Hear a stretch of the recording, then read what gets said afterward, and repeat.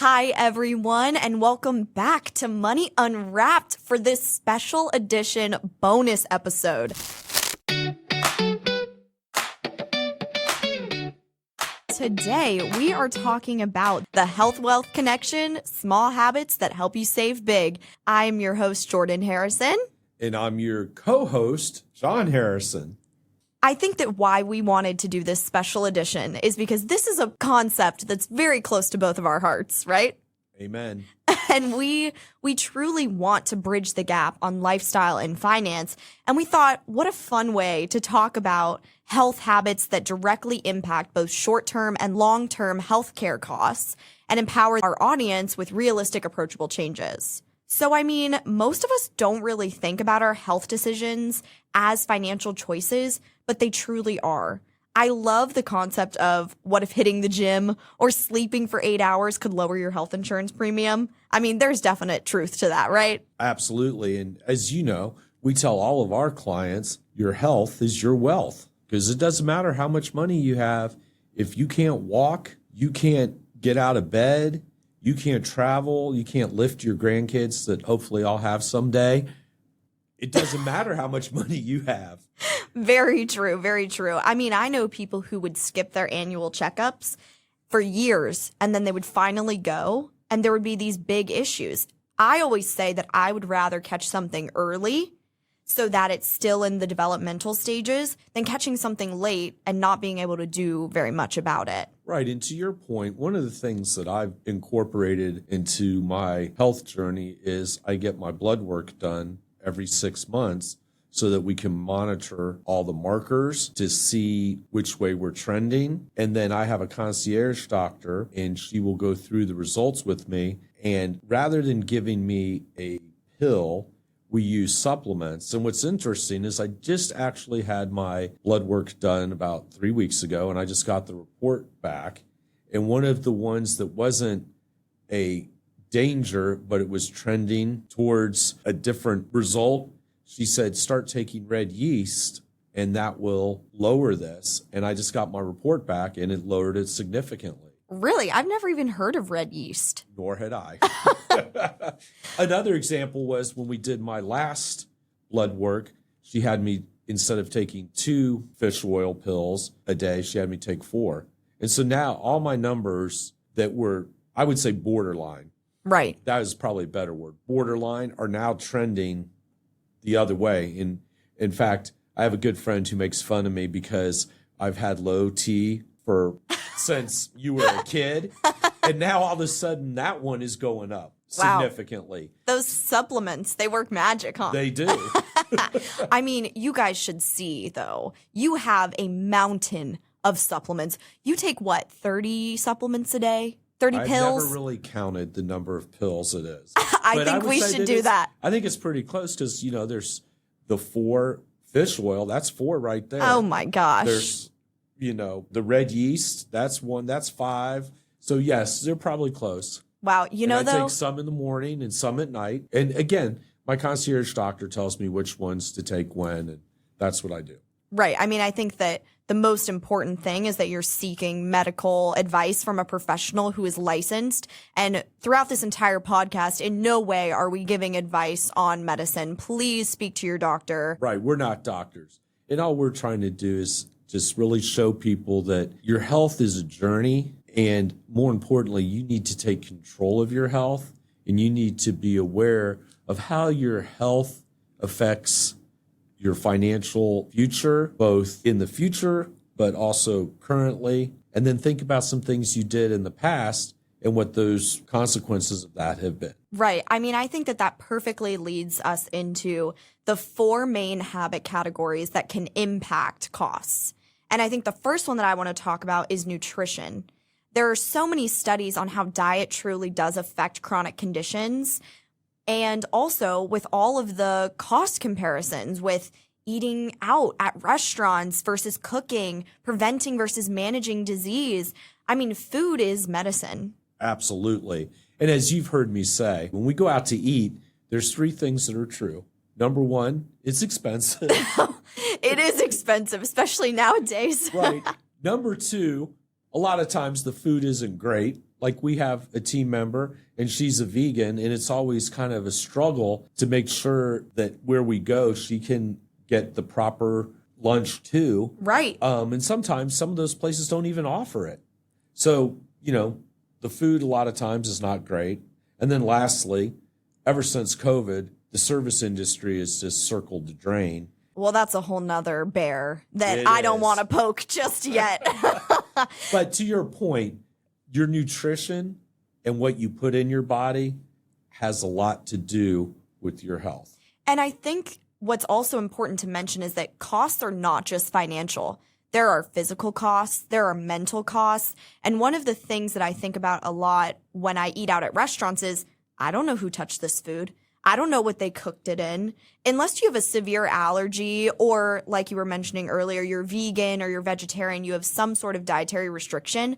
Most of us, when we go out to restaurants, don't ask how our food was prepared, where it comes from, whose hands are on it, how many people. You're freaking me out. I know. I don't know that I ever want to go out and eat again. Hey, I'm saving you money. Oh, amen. But when you do cook at home, you can control those factors and you can truly say, okay, well, I used a tablespoon of olive oil, for example. Right. Now, that's also a rabbit hole that I don't want to get down into with calorie counting, but I think that it's really important to focus on balance of your food and not trying to be perfect with what you eat, but just trying to be balanced and being very mindful of what you put into your body. I mean, the age-old saying is, you are what you eat. Yes. And how much you eat. Oh. I mean, it may be really great, but if you eat a ton of it, it doesn't matter. And also, it's super dependent on who you are, your lifestyle, and honestly, it's a perfect segue into movement and exercise. That's one of the other big main habit categories. And something that I found really interesting in researching for this episode is your lifestyle risks when you don't get up and move. So heart disease and stroke, obesity and weight gain, mental health decline, muscle weakness and posture issues are just the beginning of some of the issues that you can face when you don't move a lot. Well, when you're sedentary, you turn into a rock, right? Yeah. So what did we do? So we have a trainer that we work with, and we're not trying to be Mr. and Mrs. America. Hey. Obviously, I'm well beyond the Arnold Schwarzenegger phase. Hey, don't speak for my goals. Come on. But we have our trainer, Lee. And why do we have Lee? Because he helps us make sure that we are doing the core exercises that keeps our movement going in the right direction. Because as we've discussed, as you get older, it doesn't matter who you are. Father Time is undefeated. So you need to do these things so that instead of having a big slip, maybe it's just a little minor slip. Right. It's like when you have your hearing test. As you get older, doesn't matter who you are, your hearing goes down a little bit each year. Or like I just went to the eye doctor and we did my eye test. And, thank God this time I didn't need to get a new prescription. My eyes had maintained. But the time before that, he had to up the prescription. Because as we get older, the reality is we start degrading a little bit. Right. And I think it's also important to talk about what a sedentary lifestyle means. Because for me, I always thought of it as, oh, well, I don't just lay on my couch all day. I work out for an hour a day. I do XYZ. But when I was researching this, it actually basically means desk jobs, driving a lot, watching TV. And even if you work out for an hour, if you're still sitting most of the day, you still carry a high percentage of these risks. And so when I was researching this, I started to shift my lifestyle a little bit. I was like, I'm not just gonna sit when I get home from work. I'm gonna go and walk. I'm gonna stand around. I'm gonna do chores standing up. But what's great, you got a standing desk, right? I did, and I love it. I did too. And I've had my standing desk for 6-7 years now. And then what's really great is one of our teammates, Steven, he got a standing desk. So it helps with your posture as an example, but more importantly, it's the sedentary. You're not just sitting in a chair. Even if you're working out, it's still not as good as if you're standing. Right. Well, definitely. And I can notice that if I stand at my desk for 4, 5, 6 hours, my legs do feel different. And then if I take a break from standing and I sit the next day, then the next day when I stand at my desk, it feels completely different because my body got used to sitting in just that short period. Being sedentary and not moving is really a killer. Yeah, I think that when I was researching this, one of the things that I really looked into is how to combat this. So a standing desk is a great example, which also, just to mention, you were way ahead of the curve. Because 7 years ago, standing desks weren't a big thing. I'm always ahead of the curve. Now that is truth. So, a standing desk is always super helpful, or stretching breaks, taking a walk for 10 to 15 minutes. I mean, before I worked with you, I remember you always telling me you would take teammates on walks once a week, once a month, which I thought was great. Absolutely. Because it kind of got everybody outside, got the blood flowing, and it kind of what I would call break the cycle. Yeah, I mean, being outside is one of the best things for your mental health. Getting into nature, really truly understanding how small you are in the grand scheme of things, and looking at beautiful things is just super duper helpful, especially when we're in this environment of burnout and stress, and all of that truly leads to physical health issues. I mean, you can attest to that. Right. And I tell people all the time, you're never too old to start. But the hardest part is just getting started. So even if you just walk down the street 250 yards and then walk back, if you do that consistently over a period of time, you will get stronger. You'll get where your endurance is higher. It just takes time, but you have to start. And I think a lot of people in today's society, especially from a health perspective, are looking for the quick fix, the pill, the shot, whatever can make it easy for them. And all of this stuff is hard, and it requires discipline. It truly does. And I think it's also hard when you start a habit and then you fall off the wagon for whatever reason. Then it's hard to get back up again. But like we mentioned earlier, it's not about perfection. It's about balance, and it's about getting back up. And I think that You know what it's really about? It's about consistency. Consistency. That's a great word for it. Think about, you've been working out with Lee now for about a year, and just think, I know for me personally, I've been working out with Lee for a couple of years, and before that I had Taylor. But I look at when I started, in 2016 working out with Taylor versus where I am now, and there's a huge difference. And you think about, like, for you, working out with Lee, just where you've come, how much stronger you are, how much more prone you are to just deal with everything that comes at you. Oh, yeah. I mean, you are super strong. I can attest to. And the other day, I reached 100 pounds on my lat pull, so I know I'm getting stronger. Yes, right. But that's what I'm saying. It's not that you're being perfect. It's that you're being consistent. And consistency when it comes to health and your lifestyle is really a key to being successful at what you want to do, which again ties into the finance. If you consistently are leading a healthy lifestyle, then some of those costs are going to be reduced from a health insurance standpoint. Right. I mean, one of the things that I find really difficult to stay consistent with is sleep. I mean, doctors everywhere. I have no problem sleeping. I know you sleep like a baby. You're so lucky. Well, I think it's because I went to a military school, so between classes, sometimes we would have like an hour. So I learned how to shut it down quick and wake up quick. Power naps. Power nap. Just like Edison, that 20-minute cat nap. It's huge. But to your point, sleep is a huge, huge determiner in your health.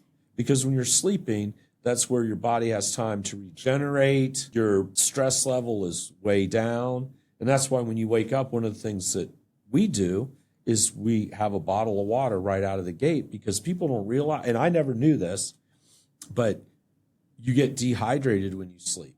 Yeah. Oh, yeah. So I always drink a big bottle of water when I get up first thing. Wow. I mean, doctors everywhere say that consistent sleep is one of the most important things that you can do to improve your health. And it's not just how long you sleep. It's, yes, how long you sleep, but also the quality, the timing, and your consistency. You know, are you going to bed at 1 a.m. one night and 9 p.m. the next? That's not super helpful and consistent. Are you scrolling before you go to bed for half an hour? Listen, don't target me like that, okay? Because, that keeps your brain engaged. And really what you want to do is just kind of want to shut down. So a lot of times I try and read before I go to bed. And how I know I'm ready to go to bed is when all of a sudden my eyelids are getting super heavy. And it's like, okay, it's time. And I'll put my book down. Yeah, I mean, that's one of the best things you can do. And keeping your room cool, dark, quiet. I mean, that's why blackout curtains and eye masks are even an industry. Oh, because yeah. And my wife, Kelly, she loves those blackout curtains and those eye masks. And thank God we're on the same page as far as keeping the house cool at night when we sleep. Yes. Oh my gosh. I mean, I've had instances where I've woken up in a panic because my room is too hot, and it wakes you up. It really does. Or if my blinds aren't fully closed, and at 5 a.m, if the sun is rising during certain times of the year and that sliver of bright light, like today, for example, at 5:30, I was awoken because of this strip of light. So I had to get my butt out of bed to try and close it. Couldn't get it to close. So I just slept under the cover, but it was horrible. But it just honestly speaks to how important it is to keep your space helpful when getting healthy sleep. And to your point earlier, the sleep, a lot of it comes down to consistency. Going to bed at a specific time, waking up at a specific time. People will say, well, I'm not an early bird. Well, you just need to train yourself. I don't know how I feel about that. Because I try and go to bed between 9 and 9:30 every day. Now, there's times when I don't, like Monday night was the national championship game, so I wanted to watch the game. So I didn't really get to bed till 10:15. But I will say, it kind of had a little bit of an impact on Tuesday.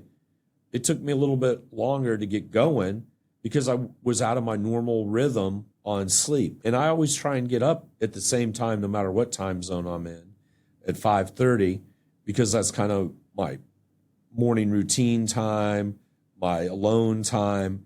But again, it all comes back to consistency. The best thing to do is just start and get going. Right. I mean, also, healthy living, all of these habits can feel really overwhelming. At first. Right. Or really expensive. But I think the key word in that sentence is feel.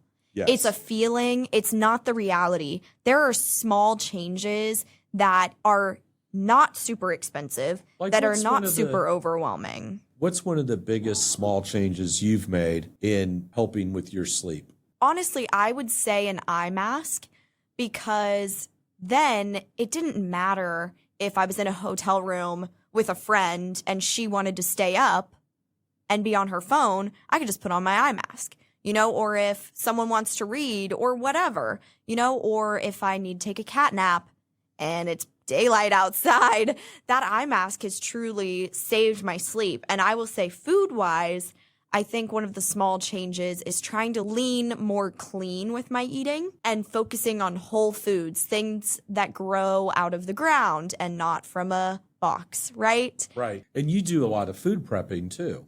I try. I'm not always consistent. I'm definitely leaning into that. I think it's hard too with your lifestyle. I mean, just how you set up your life truly does impact these habits. And you know what? To your point on that, as everybody knows who's listening to this podcast, we both travel quite a bit. So one of the things that Lee, our trainer, does is he's also a chef.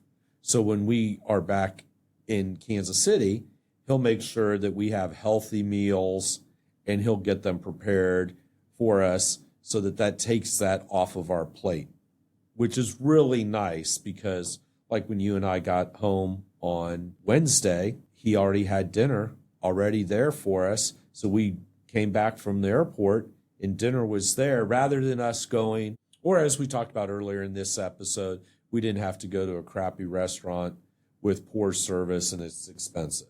Right. I mean, exactly. And who touched your food and what's in it. We know who does our food. We know what's in it. And it's nutritious. And, I think that again, gets back to the consistency. We weren't eating late. Right. Because had we had to go out to eat, we would have been eating late. Oh, yeah, exactly. I think that also what's nice is that, like you've been saying this entire episode, you just have to start. So I think it's important to have an actionable starter plan. And one that health professionals say is the 3-point reset. So pick one food habit, one movement habit, and one preventative action, such as like a checkup or sleeping better, doing things that really just set you up for success. And they even say, who estimates that small lifestyle changes can reduce risk of chronic disease by up to 80%? I mean, that statistic is kind of mind-boggling. You know, it's interesting you bring that up about the 3-point reset in just one food item, one sleeping item, one movement item. Back in the late 80s, the Lakers were battling it out with the Celtics. And in one of the championships that the Lakers lost to the Celtics, when Pat Riley went back and kind of evaluated the season, to your point earlier about being perfect versus being consistent, he's like, if we could just get 1% better, it'll make a huge difference. 1% better. And so he talked about how if you were a free throw shooter and you shot at 75%, if you got better and you shot at 76%, what an incremental change that would make. And they did that over that season, and they ended up winning the NBA title. Wow. So to your point, small steps consistently are going to lead you to success. And then you will make, all of a sudden, these small steps start adding up and you take a giant leap forward. Like you said, now you did on the lap bar 100 pounds. A year ago, what were you doing on the lap bar? Great question. I don't even know. Probably 0. Right. But here you are Right. a year later and you're doing 100 pounds. There's men that can't do 100 pounds. Isn't that crazy? It is crazy. But that just shows you the small incremental steps done consistently to the big change that it'll make. Yes. I mean, success is measured in small increments. Absolutely. Well, we just want to thank everyone for joining us for this special edition episode, The Health Wealth Connection. As always, please feel free to send us any questions or comments to our email. We would love to hear from you. And also feel free to pass this podcast on to your friends, family, colleagues, or coworkers, and consider us as a resource. So if they would like some help on anything, we're here. And then this is just a little bonus tip. There's a book by Shalil Bloom called The 5 Types of Wealth, and it ties into a lot of what we've been talking about, how your lifestyle affects your financial well-being. I would recommend that book to anybody. It's great. It's written in layman terms. It's not technical at all, but it's really a great book. I'm going to have to borrow that from you. Anytime. Well, thank you all again, and we look forward to having you joining us in episode 3. I'm your host, Jordan Harrison. And I'm your host, John Harrison. And this has been Money Unwrapped. Securities offered through Silver Oak Securities, Inc. Member FINRA SIPC. Advisory services offered through Elevation Advisory Partners, LLC. A SEC-registered investment advisor. Harrison Capital Management, Silver Oak Securities, and Elevation Advisory Partners are separate entities.